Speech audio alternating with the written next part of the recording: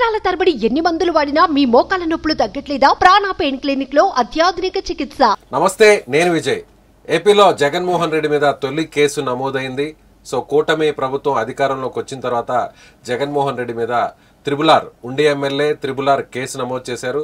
So A3గా present FIR నమోదైంది. అయితే ఈ కేసు పూర్వాపరాలు ఏంటి, ఈ కేసు తర్వాత జగన్ భవిష్యత్తు ఎలా ఉండబోతుంది, ముఖ్యంగా టీడీపీ జగన్ను టార్గెట్ చేస్తుంది, దీనిపై విశ్లేషణ చేయడానికి మనతో పాటు స్టూడియోలో senior journalist political analyst Krishnanjaneyulu గారు. నమస్తే సార్. నమస్తే విజయ్ గారు. సార్, ఏంటి సార్ ఇప్పుడు తొలి కేసు నమోదైంది. ఈ కేసు అంటే దీన్ని ఎలా చూడాలంటారు? అంటే దీని కేసు ఇంపాక్ట్ ఎలా ఉండబోతుంది? నిజంగానే చాలా సీరియస్గా ఉండబోతుంది ఈ కేసు? అరెస్ట్ దాకా వెళ్ళే అవకాశాలు ఏమైనా ఉంటాయా?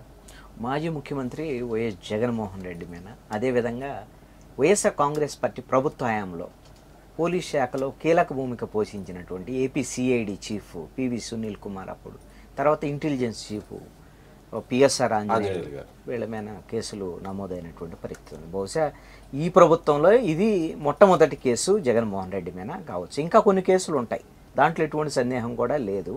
చాలా సీరియస్ కేసులు కూడా ఉండేదానికి అవకాశం ఉండొచ్చు. మీరు ఒకసారి గమనిస్తే రఘురామకృష్ణరాజు ఆ రోజున వైఎస్ఆర్ కాంగ్రెస్ పార్టీ ఎంపీగా ఉన్నారు. జగన్మోహన్ రెడ్డితో ఉన్నటువంటి విభేదాల వల్ల ఆయన వైఎస్ఆర్ కాంగ్రెస్ పార్టీ ప్రభుత్వానికి వ్యతిరేకంగా మాట్లాడుతున్నారనేటువంటి దాని మీద ఆయన మీద రాజద్రోహం కేసులు పెట్టి ప్రభుత్వాన్ని విమర్శిస్తున్నారు. కాబట్టి ఏది ఈ ప్రజల మధ్య విభేదాలు సృష్టించి గందరగోళానికి గురి చేస్తున్నారు అనేటువంటి దాని మీద రాజద్రోహం కేసు. అవన్నీ నిలబడే కాదు, ఏం కాదు. ఆ రోజున అన్నిటికన్నా ఏమిటి అని అంటే, ఒక ఎంపీ, అది కూడా వాళ్ళ పార్టీ అధికార పార్టీ ఎంపీని సిఐడి ఆఫీసుకు తీసుకెళ్ళి ఆయన మీద ఒక రకంగా అత్యయత్నమైన ఆయన ఆరోపణ. ఇది హింసలు పెట్టారు, అటాక్ చేశారు, థర్డ్ డిగ్రీ జరిగింది అనేది, భౌతిక దాడులు జరిగాయని బయటకు వచ్చిన తర్వాత గాయాలన్నీ కూడా కనిపించాయి. అది డాక్టర్స్ కూడా ప్రూవ్ చేశారు కదా.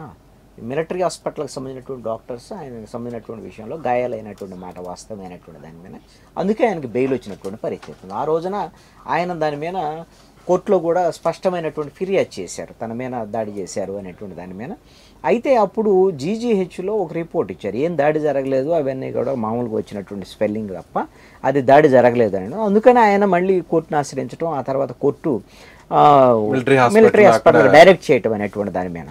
ఇక్కడ ఒక అంశం ఏమిటంటే, ఒక ఎంపీ స్థాయిలో ప్రజాప్రతినిధి కదా, అలాంటి ప్రజాప్రతినిధి రాజకీయపరమైనటువంటి విభేదాలు ఉన్నంత మాత్రాన ఆ విధంగా సిఐడి అని అంటే ప్రభుత్వంలో ఉన్నటువంటి పోలీస్ శాఖను దుర్వినియోగం చేసి ఆ దాడి చేయించడం అనేటువంటిది ఖచ్చితంగా తప్పు. ఆ రోజున ఆయన పోలీసులకు ఫిర్యాదు చేసినటువంటి పరిస్థితి ఉంది, కోర్టు ద్వారాగా వచ్చారు. కానీ మరి అప్పుడు ప్రభుత్వం వాళ్ళదేగా, అదే సిఐడి ప్రభుత్వం భాగమే కాబట్టి వాళ్ళు పోలీసులు కూడా కేసు నమోదు చేయాలి. ఇప్పుడు గుంటూరు నగరంపాలెం పోలీసులు అంటే, ఎందుకంటే సిఐడి ఆఫీస్ గుంటూరులో ఉంటుంది, చీఫ్ ఆఫీసు, అందుకని నగరంపాలెం పోలీస్ స్టేషన్కి సంబంధించినటువంటి దాంట్లో ఇప్పుడు ఆయన మళ్ళీ ఫిర్యాదు చేశారు.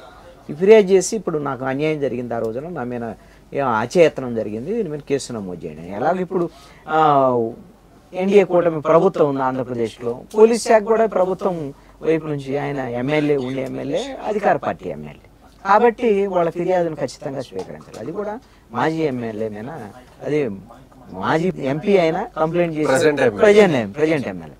మాజీ ముఖ్యమంత్రి వైఎస్ జగన్మోహన్ రెడ్డి మీద నేరపూరితమైనటువంటి కుట్ర case 120B section IPC 120B, అదేవిధంగా హత్యాయత్నం 307, ఈ విధంగా పలు సెక్షన్ల మీద కేసులు నమోదు చేసినటువంటి పరిస్థితి ఉంది. అయితే దీంట్లో A1గా మాత్రం అప్పుడు సిఐడి చీఫ్గా ఉన్నటువంటి సునీల్ కుమార్, ఎందుకంటే సునీల్ కుమారే స్వయంగా చంద్రబాబు గారిని అరెస్ట్ చేసింది కూడా సునీల్ కుమార్.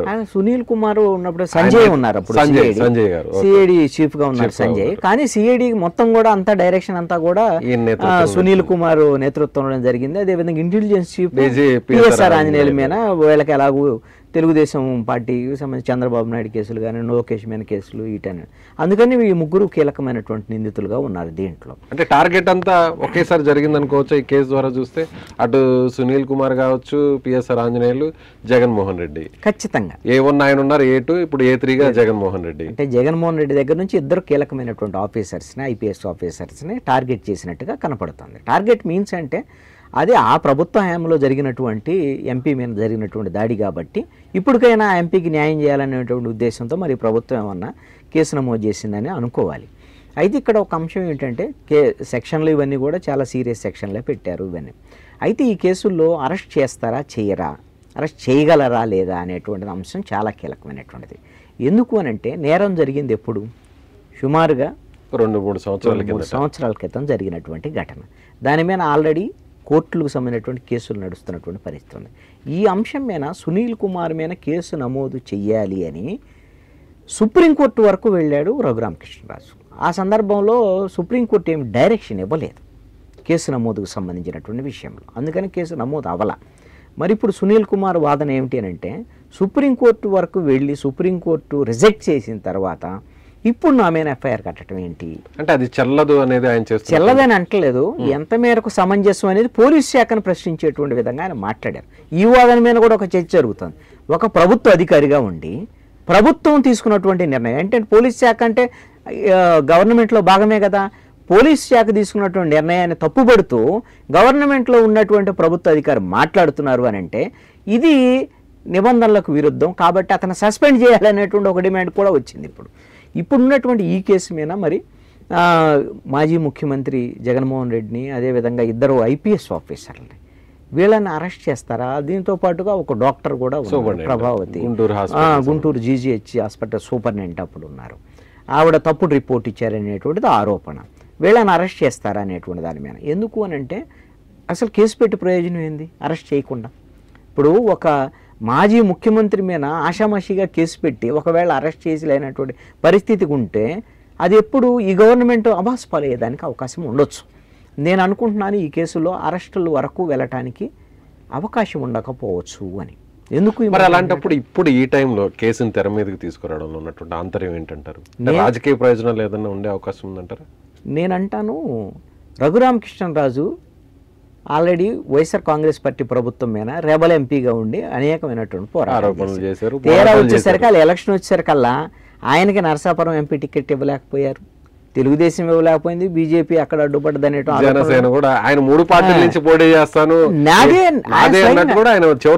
సీట్ ఆయన ప్రకటించుకున్నాడు స్వయంగా, నరసాపురం ఎంపీగా నేనే పోటీ చేస్తానని. కానీ ఆయనకు సీట్ రాలేదు. చివరికి ఇట్లా తిప్పలు పడి ఉండి తెలుగుదేశం పార్టీ ఎమ్మెల్యేగా పోటీ. ఇంకా ఎక్స్పెక్టేషన్స్ ఏందని, నేను స్పీకర్ అవుతానని కూడా ఆయన ప్రకటించుకున్నాడు. స్పీకర్ అయ్యన్న పోతుండే జగన్మోహన్ రెడ్డి గారు ఆయన్ని త్రిపులార్ గారిని అధ్యక్ష అని పిలవాలని, ఈయన కొంచెం వ్యంగ్యంగా లేదు తిరిగి సమాధానం ఇవ్వాలని చెప్పాలని ఇలాంటివన్నీ కూడా ఇంటర్వ్యూలో ఇవన్నీ కూడా చెప్పాడు. ఇవన్నీ అయిపోయిన తర్వాత ఇప్పుడు రఘురామకృష్ణరాజు ఆశలన్నీ కూడా చాలా ఉన్నాయి. ఆయన ఎక్స్పెక్ట్ టీటీడీ చైర్మన్ కావాలను లేకపోతే ఇలాంటి ఏ ప్రయత్నాలు కూడా ఉన్నాడు. ఈ నేపథ్యంలో రఘురామకృష్ణరాజుకి ఈ తెలుగుదేశం, జనసేన, బీజేపీ కూటమి ప్రభుత్వం సరైనటువంటి న్యాయం చేయలేదనేటువంటి ఒక అసంతృప్తి ఏమన్నా రఘురామకృష్ణరాజుకు ఉండొచ్చేమో అనేటువంటి దాని మీద. మరి ఇతను అసంతృప్తి వచ్చిందనుకోండి, ఎవరి మీద తిరగబడతాడు? జగన్మోహన్ రెడ్డి మీద అందుకే కదా తిరగబడదు. ఇప్పుడు మళ్ళీ వీళ్ళకి ఎప్పుడన్నా ఏమన్నా ఈ విధమైనటువంటి ఈ అసంతృప్తి కుంపటి ఏమన్నా రాచేసాడు అనుకోండి, ఇబ్బంది అయిద్దనే దాని మీద రఘురామకృష్ణరాజును సంతృప్తి పరచడానికి ఈ కేసు నమోదు చేయించి ఉండొచ్చు అనేటువంటిది నా యొక్క అభిప్రాయం. ఎందుకు ఏనంటే ఇప్పుడు కేసు నమోదు చేసిన తర్వాత మొట్టమొదటి కేసు జగన్మోహన్ రెడ్డి మీద అయినప్పుడు, కీలకమైనటువంటి ఐపీఎస్ల మీద అయినప్పుడు అరెస్ట్ చేయలేకపోతే ఇబ్బంది కదా. నిజంగా అరెస్ట్ చేయడానికి 307, 120B ఇవన్నీ సీరియస్ సెక్షన్సే కాదనటం లేదు. కానీ వాళ్ళు ఇది పాత కేసు, ఆల్రెడీ కోర్టులో నడుస్తున్నటువంటి అంశాలు కాబట్టి ఈ విషయంలో మమ్మల్ని అరెస్ట్ చేయొద్దు అనేటువంటి దాని మీద వాళ్ళు హైకోర్టుని ప్రొసీడ్ అయ్యారనుకోండి. నాకు తెలిసి ఎఫ్ఐఆర్ కట్టారు కాబట్టి ఈ రోజు రేపు వాళ్ళు కోర్టుని ప్రొసీడ్ అవుతారు. హైకోర్టు వాళ్ళకి ఎందుకు అవసరమంటే వాళ్ళు ఎక్కడికి పారిపోయేటువంటి వాళ్ళు కాదు. ఏమేమి చూస్తుంది కోర్టు? మీకు విచారణకు సంబంధించి ఏమైనా సరే వాళ్ళు విచారణకు అందుబాటులో లేరా, లేకపోతే పారిపోతారా, లేకపోతే ఆ ఉన్నటువంటి సాక్షుల్ని ఏమైనా ప్రభావితం చేసేదానికి అవకాశం ఉందా, బెదిరించేదానికి అవకాశం ఉందా?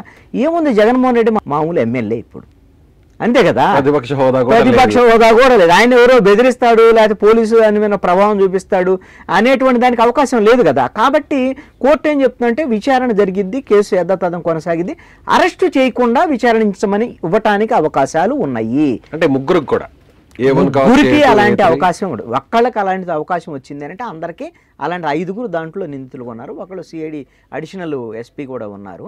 డాక్టర్తో కలిపితే ఈ 3 ఉన్నటువంటి పరిస్థితి 5 మందికి. వీళ్ళందరికీ కూడా అలాంటి వెసులుబాటు కోర్టు నుంచి వచ్చేదానికి అవకాశాలు ఉండొచ్చు. మరి ఇలాంటి అంశము ఇది లీగల్గా ప్రభుత్వం దగ్గర సమాచారం ఉండొచ్చు, కానీ రఘురామకృష్ణరాజు కోసం ఇది ఈ విధమైనటువంటి కేసు పెట్టుంటారని నేను అనుకుంటున్నాను, ఆయన సంతృప్తి పరచడం కోసం. నేనేమంటానంటే ఈ ప్రభుత్వము పకడ్బందీగా గత ప్రభుత్వంలో జరిగినటువంటి అన్యాయాలు, అక్రమాలు, అదేవిధంగా దోపిడీలకు సంబంధించినటువంటి వ్యవహారాలు అన్నిటి మీద చాలా స్పష్టంగా ప్రణాళికబద్ధంగా Chandrababu Naidu white papers release చేస్తున్నారు. మీరు 7 శాఖలను వాళ్ళు ఐడెంటిఫై చేసినటువంటి పరిస్థితి ఉంది. ఇప్పుడు ఉచిత ఇసుకను ప్రకటించడంతో పాటు గత ప్రభుత్వంలో జరిగినటువంటి అన్యాయాలు, అక్రమాలకు సంబంధించి, అదేవిధంగా మద్యానికి సంబంధించినటువంటి విషయంలో అప్పుడు అనేకమైనటువంటి మద్యం కంపెనీలను అడ్డం పెట్టుకొని ఏ విధంగా వీళ్ళు సొంత ఇది బ్రాండ్లు ఇవన్నీ చేసి మొత్తం జగన్మోహన్ రెడ్డి దానికి సంబంధించి, తర్వాత గనులకు సంబంధించినటువంటి వ్యవహారం ఈ ప్రభుత్వం వచ్చిన వెంటనే గనుల ఎండీకి సంబంధించినటువంటి దాంట్లో వాళ్ళ ఇంట్లో సోదాలు జరపడం కానీ ఇవన్నీ సంబంధించిన, అదేవిధంగా ప్రభుత్వము ఆర్థిక శాఖలో సంబంధించినటువంటి దుబారా, అదేవిధంగా అప్పులు వ్యవహారం, వీటి మీద కూడా ఇన్ని కీలకమైనటువంటి కేసులు చంద్రబాబు నాయుడు ప్రభుత్వం వచ్చిన వెంటనే మొత్తం ఆధారాలన్నీ తీసి జగన్మోహన్ రెడ్డి మీద పక్కా ప్రణాళికతో ముందుకు వెళ్ళి అరెస్ట్ చేయడానికి కావాల్సినటువంటి అంత మొత్తము రెడీ చేసుకుంటున్నటువంటి పరిస్థితుల్లో ఆ కేసులు కింద నమోదు చేసి అరెస్ట్ కింద చేస్తే జగన్మోహన్ రెడ్డి బెయిల్ తెచ్చుకోవడం కూడా కష్టమైపోయింది. మొన్న 16 నెలలు జైల్లో ఉన్నాడు కదా, ఇప్పుడు 32 నెలలు జైల్లో ఉన్న ఆశ్చర్యపడాల్సిన పని లేదు. ఎందుకోసం అంటే ఆ విధమైనటువంటి తప్పులు చేశారు అనేటువంటి దాని మీద వైట్ పేపర్తో చాలా స్పష్టమైనటువంటి ఆధారాలను ఈ ప్రభుత్వం బయటపెడుతోంది.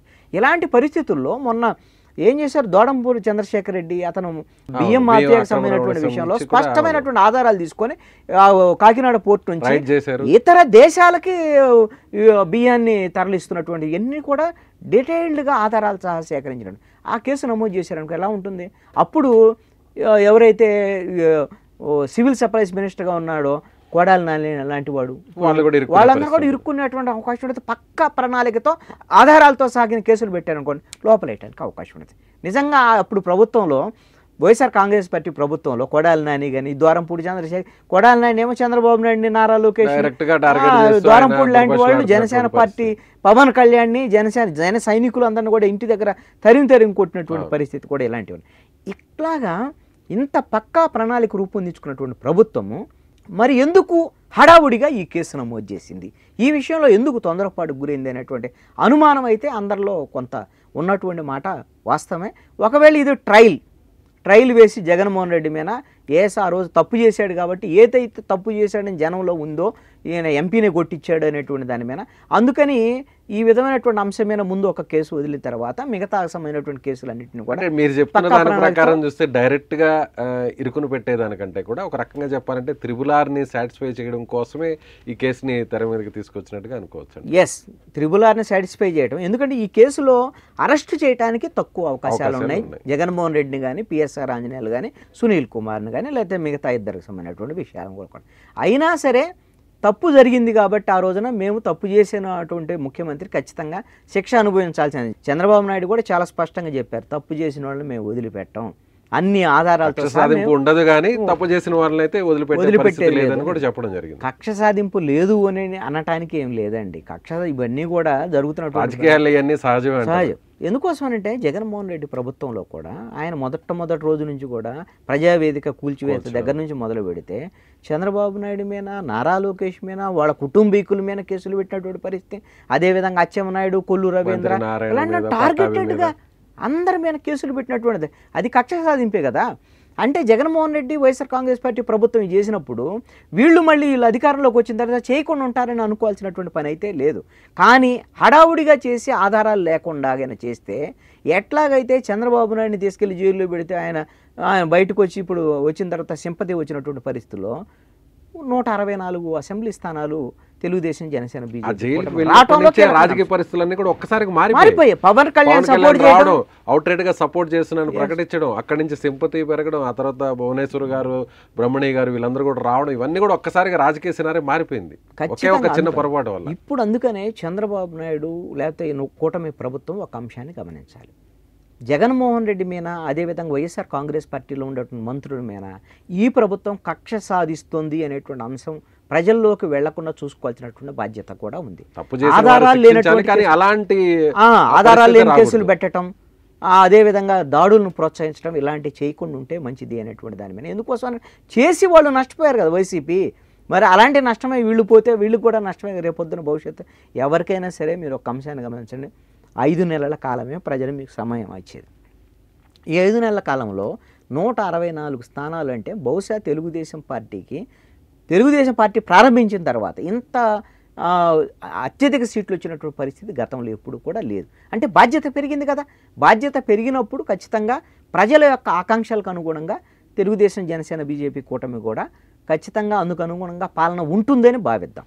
అందుకని ఈ కేసు అయితే మాత్రం ఇది ఒక ట్రైలర్ కింద ఉంది అని మాత్రం నేను అనుకుంటాను. Right sir, thank you so much. So triple ఇచ్చినటువంటి కంప్లైంట్ని బేస్ చేసుకొని ఎఫ్ఐఆర్ నమోదు చేయడం, ముఖ్యంగా జగన్మోహన్ రెడ్డి మీద, అలాగే ఐపీఎస్ ఆఫీసర్స్ మీద, గతంలో ప్రభుత్వంలో కీలకంగా వ్యవహరించినటువంటి అధికారుల మీద ఇప్పుడు కేసులు నమోదు చేయడం చూస్తే ఇది ఒక ట్రైలర్గా భావించాలి. ఇప్పటికే పకడ్బందీతో తెలుగుదేశం ప్రభుత్వం సిద్ధమైంది. అయితే రాబోయేటువంటి రోజుల్లో అరెస్టుల దాకా వెళుతాయా లేదా అనేది కూడా చూడాల్సినటువంటి పరిస్థితి. అయితే అరెస్ట్ చేసేటువంటి అవకాశాలు చాలా తక్కువగా ఉన్నాయని కృష్ణాంజనేయులు గారు చెప్తున్నారు. Thank you so much.